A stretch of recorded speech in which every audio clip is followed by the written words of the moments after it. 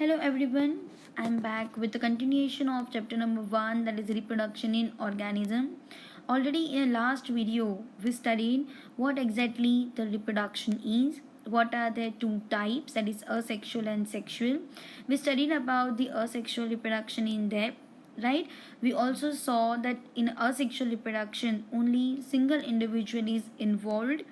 Plus, we saw that whatever the offsprings are formed, they are the clone of their parents and with their other offsprings. Fine. So today in this video, we will study about the sexual reproduction. Now, what exactly the sexual reproduction is? Sexual reproduction is nothing but what? It is going to involve two organisms, right? In asexual reproduction we saw that it involves only single in organism, but in sexual reproduction it involves two organisms, right?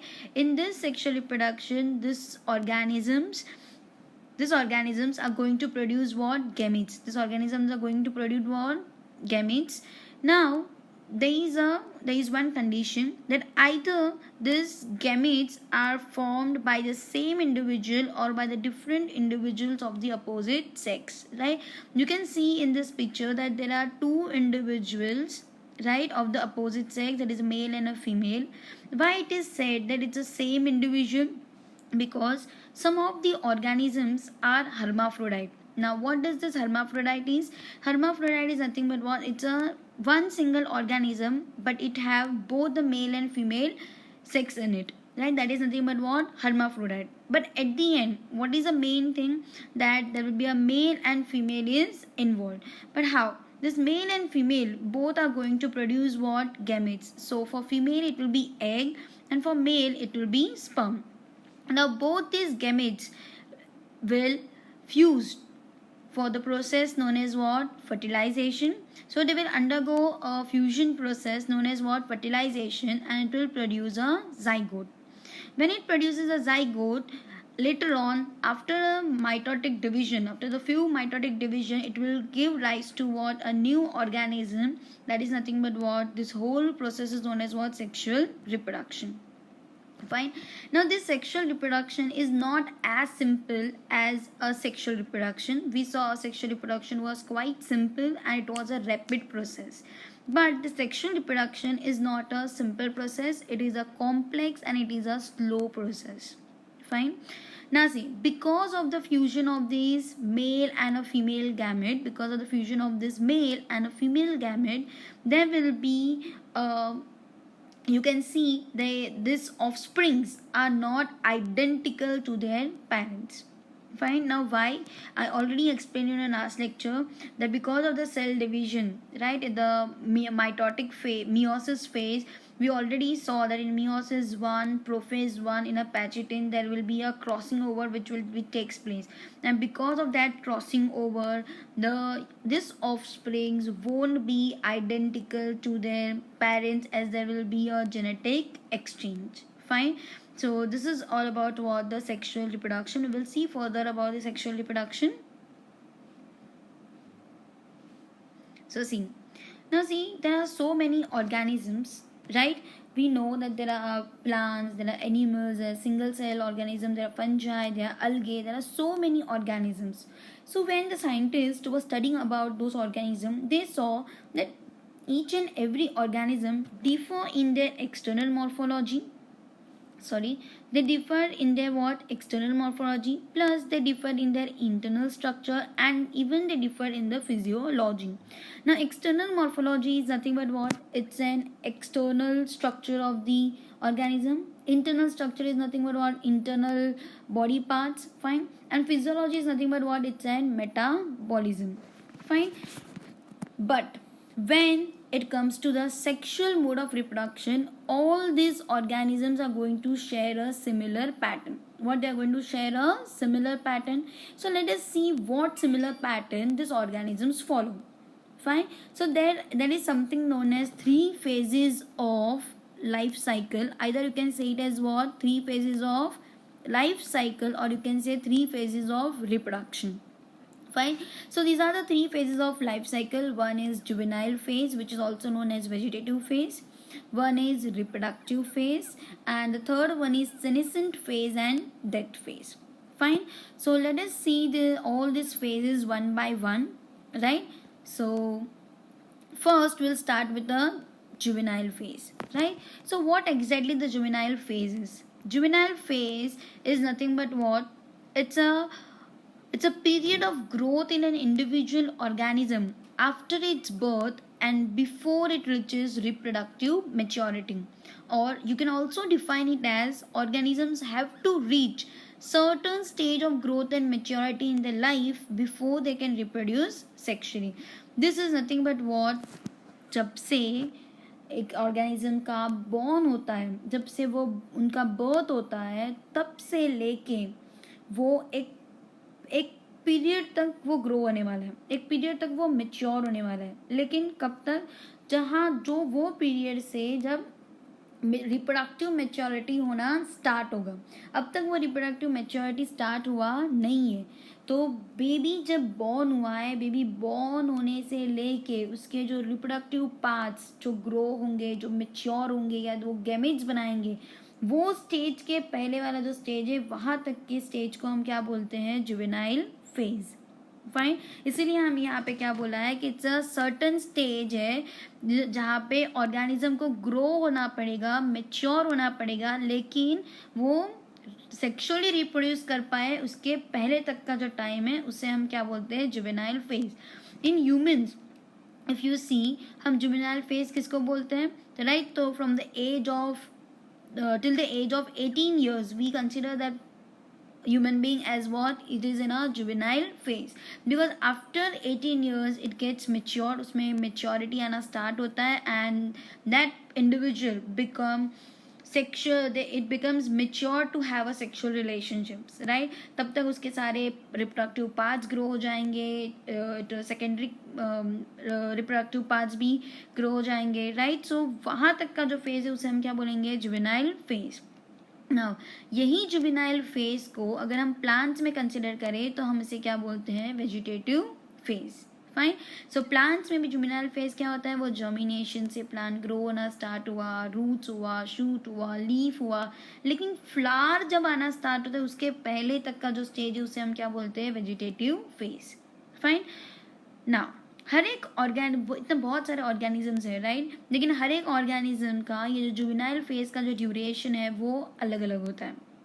Fine. And ये जो juvenile phase का जो and है वही हमें एक नया beginning करवाता है. That is nothing but what? It takes us to the next level of phase. That is nothing but what? Reproductive phase. Before that I would like to show you one picture जिससे तुम्हारा juvenile phase का जो topic है वो तुम्हें clear हो जाए थोड़ा बहुत. सी, हमने प्लांट का एग्जाम्पल लिया है जहाँ पे ये जो है the first picture is of vegetative phase. That is nothing but what? ये है तुम्हारा जुवेनाइल फेज. जुवेनाइल फेज में यू कैन सी प्लांट का ग्रोथ हुआ है लेकिन फ्लावर्स आना स्टार्ट नहीं हुआ है. जब फ्लावर्स आना स्टार्ट हो जाता है मतलब कि वो कौन से स्टेज में चला गया है? Reproductive phase.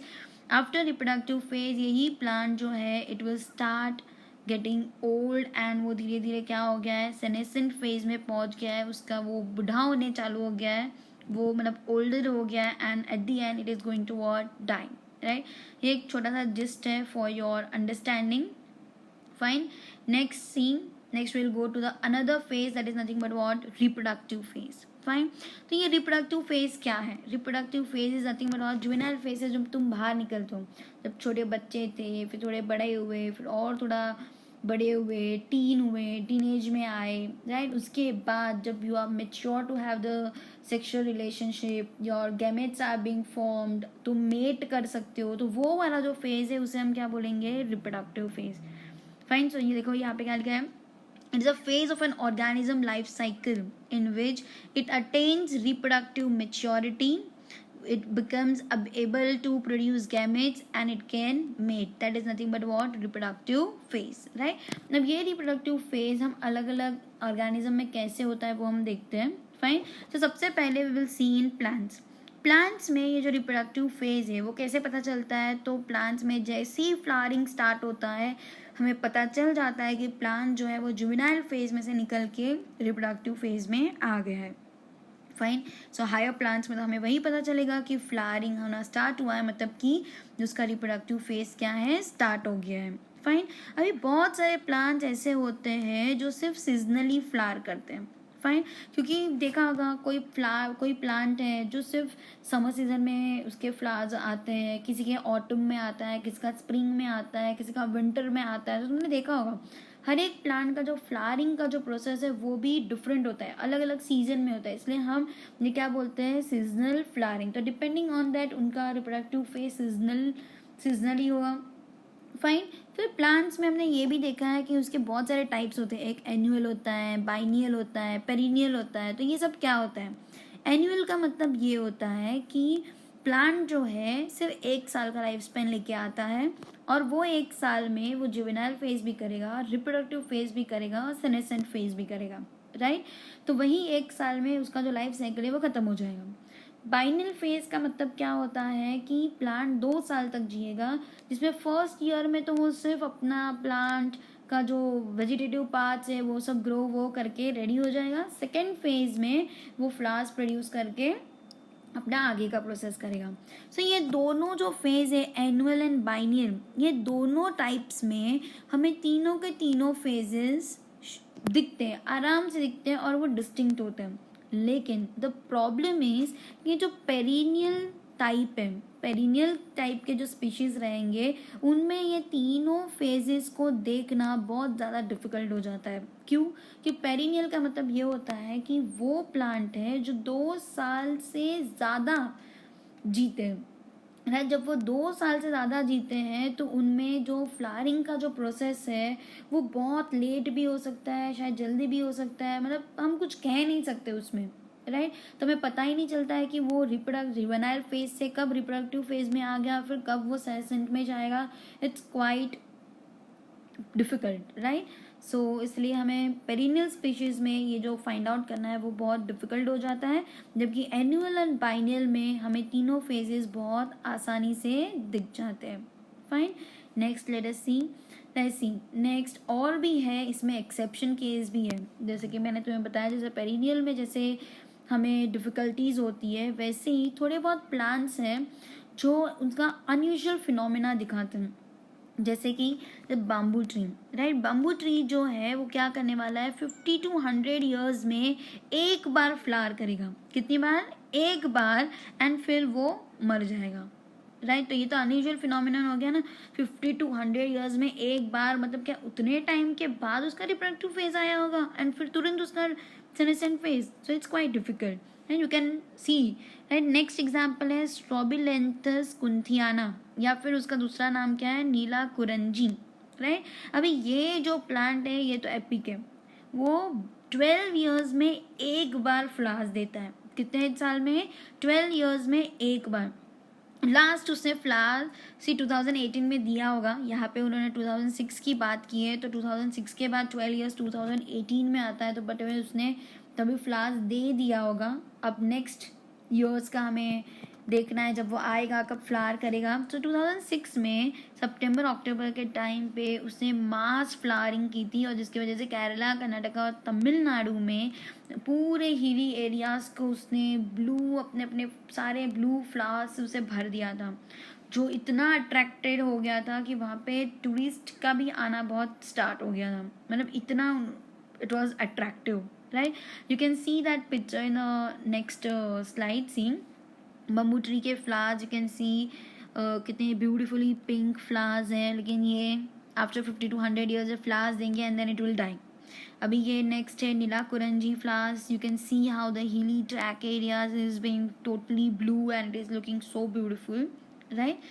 So don't go into that, will continue with our studies, right. So same, अभी प्लांट्स का तो हमने देख लिया, अब देखेंगे हम एनिमल्स का, राइट। सो एनिमल्स में भी सी, जैसे आई टोल्ड यू कि हर एक ऑर्गेनिज्म का जो जुवेनाइल फेज है वो डिफरेंट होता है, वैसे ही ये जो रिप्रोडक्टिव फेज है वो भी हर एक ऑर्गेनिज्म का कैसा होने वाला है, डिफरेंट, राइट। रिप्रोडक्टिव फेज भी हर एक ऑर्गेनिज्म का कैसा होगा, डिफरेंट, उनका जो ड्यूरेशन है वो भी डिफरेंट होगा।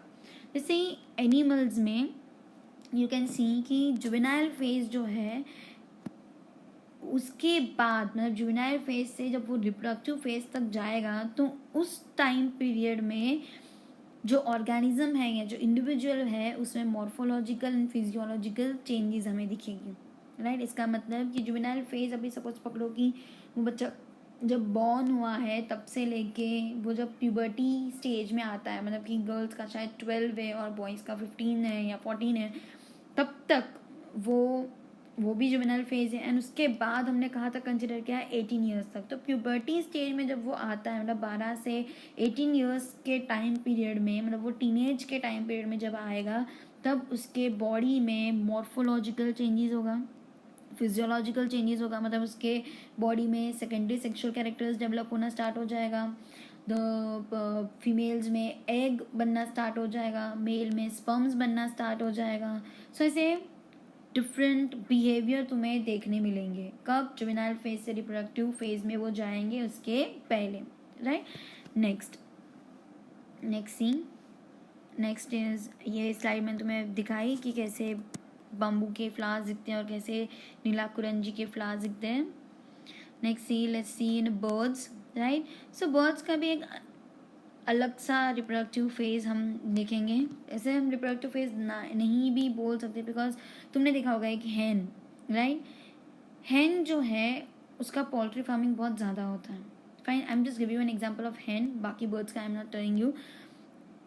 लेकिन हैन का पोल्ट्री फार्मिंग बहुत ज़्यादा होता है। That is nothing about captivating, right. ये जो है पोल्ट्री से नेचुरली, अगर कोई भी बर्ड है नेचुरली अगर वो एग देने वाला है तो वो क्या करेगा? सीजनली एग देगा। वो कभी ऐसी एग नहीं देने वाला है। वो कैसे देगा? सीजनली, मतलब जैसे जब उसका सीजन आएगा तब वो अंडे देगा एंड उसका वो जो भी प्रोसेस है वो चलता रहेगा। लेकिन पोल्ट्री फार्म्स या कैप्टिविटी में क्या होता है, हम वो बर्ड को ऐसा एनवायरनमेंट देते हैं, नेचुरल एनवायरनमेंट देते हैं जिसके थ्रू वो eggs through out the year produce कर पाए, या फिर हम उसे इंजेक्ट करते ताकि बहुत सारे एग्स मिल पाए, राइट। लेकिन ये चीज़ें जो है, ये पोल्ट्री फार्म वाली चीज़ें अपने नेचर के अगेंस्ट हैं, यस और नो। प्लस ये हम क्यों कर रहे हैं? ताकि हम अपना commercial exploitation for human welfare कर पाए। ये इससे तो फ़ायदा हमारा ही है ना। उससे बर्ड्स का क्या फ़ायदा हुआ? बर्ड्स का कोई फ़ायदा नहीं है। हम तो हमारे कमाई के लिए, हमारे फ़ायदे के लिए हम उसका पोल्ट्री फार्मिंग कर रहे हैं, उसको और सीजन के अलावा उससे एग ले रहे हैं। तो that is nothing but what? Commercial exploitation for what? Human welfare. जब हम मैमल्स की बात करते हैं तो मैमल्स में जो females of placental mammals, females of what? Placental mammals. Placental mammals मतलब अभी देखो, बर्ड जो है ओवीपेरी क्या देता है? अंडा। बट यही जो मैमल्स है, जैसे कि हम हैं, जो राइट काउ है, डॉग है, कैट है, मतलब जो मैमल्स है, मंकीज है, हम क्या करते हैं? हमारे अंडे नहीं आते, हमारे वूम में बेबी ग्रो होता है। जब वो डेवलप हो जाता है, प्रॉपर उसका बॉडी फॉर्मेशन हो जाता है, उसके बाद it come out of a womb, right. तो ये जो है, इसको पूरा नरिशमेंट वगैरह कौन देता है? प्लासेंटा। प्लासेंटा से अटैच्ड होता है ये अपना बेबी, राइट। इसीलिए इसे क्या बोलते हैं? Females of placental mammals, right. तो ये फीमेल्स ऑफ प्लासेंटल मैमल्स जो है वो भी क्या दिखाने वाली है? साइक्लिकल चेंजेस दिखाएंगी। कब? During the reproductive phase. अब ये साइक्लिकल चेंजेस जो है वो किस में दिखाएगी? They will show the cyclical changes in ovaries, they will show it in the accessory ducts, as well as hormones में भी साइक्लिकल चेंजेस होते हैं, राइट। ओवरीज में क्या चेंजेस दिखाएंगे? तो ओवरीज में बट ऑब्वियस ओवरीज डेवलप होना स्टार्ट होगा, द फॉलिकल सेल्स बनना स्टार्ट होंगे, एग बनना स्टार्ट होगा, एग बाहर आएगा, तो ये सारे चेंजेस आएंगे। Accessory ducts are nothing but what? अपना जो ओविडक्ट है, दैट इज फैलोपियन ट्यूब है, यूट्रस है, वजाइना है, ये सारी चीज़ें क्या है? Accessory ducts. And hormones is nothing but what? जैसे तुम्हारा अलग अलग फेज में भी ये हॉर्मोन्स बहुत इंपॉर्टेंट रोल प्ले करता है, लेकिन ये जो एग बाहर आता है या फिर बेबी को कंसीव करना है, तो हर चीज़ में हॉर्मोन्स का up and down and different hormones plays an important role. So placental mammals जो है रिप्रोडक्टिव फेज में ये साइक्लिकल चेंजेस दिखाएंगे। Fine, next see. So depending on that, जैसे मैंने तुम्हें बताया कि साइक्लिकल चेंजेस होता है मैमल्स में, वैसे ही एनिमल्स में 2 टाइप के रिप्रोडक्टिव साइकिल्स होते हैं. कितने टाइप के रिप्रोडक्टिव साइकिल्स होंगे? 2 टाइप के. One is oestrous cycle and another is menstrual cycle. अब ये दोनों साइकिल, मेंस्ट्रुअल साइकिल तो तुम्हें पता भी होगा, लेकिन ऑयस्ट्रस के बारे में इतना नहीं पता होगा. फाइन. सो मेंस्ट्रुअल किस में होता है और ऑयस्ट्रस किस में होता है? मेंस्ट्रुअल प्राइमेट्स में होता है, ऑयस्ट्रस नॉन प्राइमेट्स में. अभी प्राइमेट्स का मतलब क्या होता है? वो ऑर्गेनिज्म जो अपने हाथों से काम कर सकते हैं, अपना थोड़ा ब्रेन यूज़ कर सकते हैं, उनके पास थोड़ा बड़ा सा ब्रेन होता है, वैसे ऑर्गेनिज्म को हम क्या बोलते हैं? प्राइमेट्स. सो जी प्राइमेट्स के अंदर कौन कौन आएगा? मंकीज़ है, एप्स हैं, ह्यूमंस है, they fall under what? Primates. And उसके अलावा जो भी ऑर्गेनिजम्स हैं सारे किस में फॉल करेंगे? नॉन प्राइमेट्स में. राइट. सो ऑयस्ट्रस, ये जो नॉन प्राइमेट्स वाले हैं वो कौन सा साइकिल दिखाएंगे? ऑयस्ट्रस साइकिल. जिसमें क्या होता है कि जब उनका ओव्यूलेशन का टाइम होता है, ओव्यूलेशन मतलब जब ओवरी से एग बाहर आता है, उस प्रोसेस को क्या बोलते हैं? ओव्यूलेशन. ये जो ओव्यूलेशन का जब टाइम होता है वो टाइम पे there will be an estrus और हीट प्रोडक्शन होता है, बहुत ज़बरदस्त हीट प्रोडक्शन होता है. एंड यही टाइम पे, स्पेशली यही टाइम पे उनका क्या होता है? कॉप्यूलेशन. इसके अलावा कोई भी इस पूरे साइकिल में कोई भी टाइम पे कॉपुलेशन पॉसिबल नहीं है. सिर्फ ये ओव्यूलेशन के टाइम पे ही, जब वो हीट प्रोड्यूस करता है, वही टाइम पे क्या होने वाला है? कॉपुलेशन. क्यों? क्योंकि वही टाइम पे they are going to show irresistible sexual urge. Copulation का मतलब होता है द इंटरकोर्स. फाइन. जबकि वही तुम अगर मेंस्ट्रुअल साइकिल में देखोगे तो वहाँ पे हीट प्रोड्यूस नहीं होता है, और कॉपुलेशन का ऐसा कोई टाइम पीरियड नहीं है कि यही टाइम पे होना चाहिए, वही टाइम पे होना चाहिए. पूरे साइकिल में कभी भी कॉपुलेशन हो सकता है, but mostly it is avoided during the menses. Fine. And यहाँ पे ऐसा कोई सेक्सुअल अर्ज होता नहीं है, बट इनका इररेजिस्टिबल सेक्सुअल अर्ज होता है. राइट. मेंस्ट्रुअल साइकिल में तुमने ये सुना होगा कि एंडोमेट्रियम जो है वो शेड होता है, एंड जिसकी वजह से ब्लीडिंग स्टार्ट हो जाती है. राइट. इसकी वजह से क्या होता है? ब्लीडिंग स्टार्ट हो जाता है. लेकिन ऑयस्टर्स में शेडिंग ऑफ एंडोमेट्रियम नहीं होने वाला है, और ना ही यहाँ पे ब्लीडिंग होगी. राइट. यहाँ पे थोड़ा मिस्टेक हो गया है. Bleeding will occur, bleeding do occur. Right. Menstrual cycle में shedding of endometrium will take place and bleeding will occur, but ये ऑयस्टर्स में bleeding won't occur. Fine. Next see, अपने जो मैमल्स हैं, मैमल्स में 2 टाइप के ब्रीडर्स होते हैं. राइट. एक होता है सीजनल ब्रीडर एंड दूसरा होता है कंटिन्यूस ब्रीडर. अभी सीजनल और कंटिन्यूस क्या होता है? सीजनल तो अभी तुम्हें पता चल गया होगा. सीजनल मतलब जब सीजन होगा तब वो ब्रीड करेगा. राइट. और कंटिन्यूस मतलब through out the reproductive phase कभी भी वो ब्रीड कर सकता है, ऐसा कोई फिक्स पीरियड नहीं है. राइट. तो सीजनल के अंदर एग्जाम्पल क्या है? फ्रॉग एंड लिजर्ड्स का.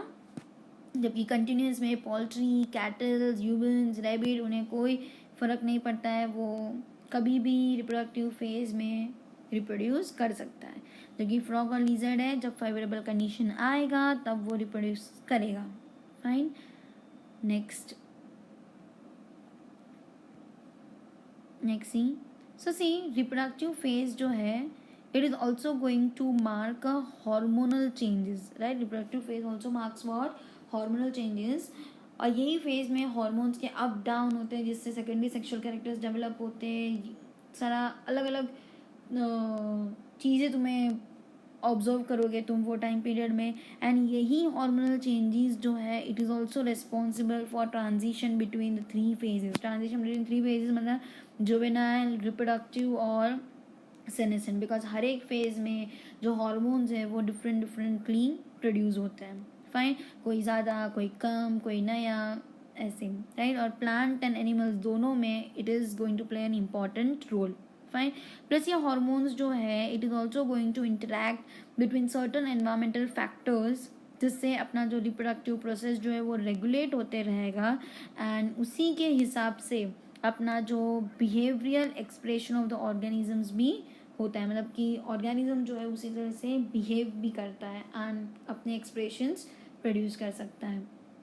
And so this was all about what the reproductive reproductive phase, जिसमें हमने देखा कि प्लांट्स में अलग कैसे होता है, एनिमल्स में कैसे होता है, बर्ड्स में कैसे होता है, 2 टाइप के साइकिल्स होते हैं, ऑयस्टर्स और menstrual cycle, 2 टाइप के ब्रीडर्स होते हैं, seasonal and continuous. Fine. Now then we'll go to the next phase, that is nothing but what, senescent phase and a death. जैसे हमने देखा कि जुवेनाइल फेज का एंड होता है तो रिप्रोडक्टिव फेज स्टार्ट होता है, वैसे ही जैसे रिप्रोडक्टिव फेज एंड होता है एक नया फेज स्टार्ट होता है जिसका नाम है सेनेसेंट फेज. सॉरी, जिसका नाम क्या है, senescent phase. Fine. So see, end of this reproductive phase is considered as one of the parameters of senescent or old age. Senescent का मतलब क्या होता है, तो इंसान जो है अब वो धीरे धीरे क्या हो गया है, बुढ़ा होते जा रहा है, उसका जो मेटाबॉलिज्म का जो पावर है वो धीरे धीरे कम होते जा रहा है, वीक होते जा रहा है, and at the end it is going to what, die. That is nothing but what, senescent phase and death. Fine. See, this is a picture which is going to self explanatory कि ये जो बच्चा born हुआ, फिर थोड़ा बड़ा हुआ, फिर ये टीन के फेज़ में जा रहा है, तो यहाँ तक का जो फेज़ है वो क्या है, जुवेनाइल फेज़. फाइन. फिर ये जब जुवेनाइल फेज़ को क्रॉस करेगा तो it will come under what, reproductive phase, जहाँ पे अब इसके गैमेट्स बनना स्टार्ट हो गए हैं, ये सेक्सुअली मेच्योर हो गया है, ये रिप्रोड्यूस कर सकता है, तो ये पूरा उसका फेज़ है वो कौन सा है, रिप्रोडक्टिव फेज़. आफ्टर दैट वो एक दूसरे फेज में जाता है, that is something about senescent phase. धीरे धीरे देखो, यू कैन सी कैसे वो धीरे धीरे बुढ़ा होते जा रहा है, and this ultimately will lead to what, death of an organism. Fine. So this is self explanatory कि क्या हो रहा है. फाइन. 3 फेज का. Now let's see the next slide. See यहाँ पे भी मैंने वही एक्सप्लेन करने के लिए कि ट्राई की है ये पिक्चर से भी, किसी बेबी जब बॉर्न, ये जो गैमेट है, गैमेट से बेबी बॉर्न हुआ, बेबी आया, चाइल्ड एज में है, टीन एज में है, इसके बाद वो रिप्रोडक्टिव फेज में गया, बेबी हुआ उसका, फिर वो एजिंग प्रोसेस में गया, और फिर वहाँ से उसका क्या हो गया, डेथ. फाइन. नेक्स्ट, प्लांट में भी यू कैन सी सीड जॉबिनेट हुआ, प्लांट ग्रो हुआ, तो यहाँ तक का क्या था उसका, जुवेनाइल फेज. ह्यूमंस का यहाँ तक का क्या था, जुवेनाइल फेज. फाइन. फिर फ्लावर्स आया, मतलब कि ये उसका क्या हो गया, रिप्रोडक्टिव फेज. ह्यूमंस का ये रिप्रोडक्टिव फेज. फिर यहाँ से वो धीरे धीरे क्या हो गया, बुढ़ा होता चला गया, ये बुढ़ा होते चला गया, मतलब ये कौन सा फेज है, senescent phase. And ultimately it died, मतलब कि ये अपने जो 3 फेजेस है, juvenile, reproductive and senescent and death, ये पूरा इस लाइफ साइकिल में सेल्फ एक्सप्लेनेटरी है. Fine. So today I am going to over my session with this last introduction of sexual reproduction, right, where we studied about what exactly the sexual reproduction is. We saw the 3 phases of the sexual reproduction, right. First was juvenile, second was reproductive, and third was senescent and death phase, right. In the next video I will come up with a new topic, that is events in sexual reproduction. We will see what different events takes place during the sexual reproduction. Fine. So see you then. Thank you.